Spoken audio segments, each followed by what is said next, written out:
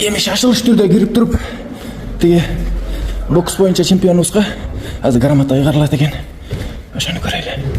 Аксакалдар биздин айыл тургундары, мына биздин айылдан жаш спортчу чыгып, мына биздин айыл аймакты бардык дүйнөгө таандатат.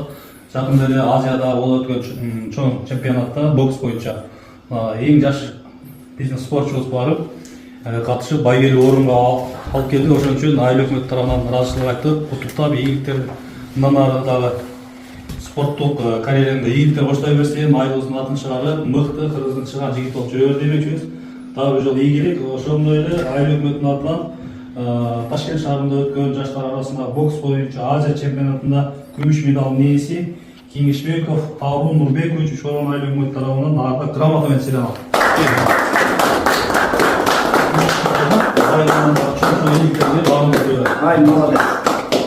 Биздин баардык Учкоргон айланмагы ага тууган жалпы кыргыз журтчулугу сени колдоп турабыз. Анан ошо атайын өкмөт чакырып эмалыптыр. Бүгүн сага ардак грамотасы бар деп, анан аксакалдар келиптир. Буюрса азыр аксакалдардын да батасын алып, мындан аркы спорт жолун ачык болсун демекчибизге. Көп жаша, ийгилик боло. Дүйнөнүн чемпиону, Олимпиаданын чемпиону мен сага ушуну каалайм, аман бол, тынч бол, кел баласы.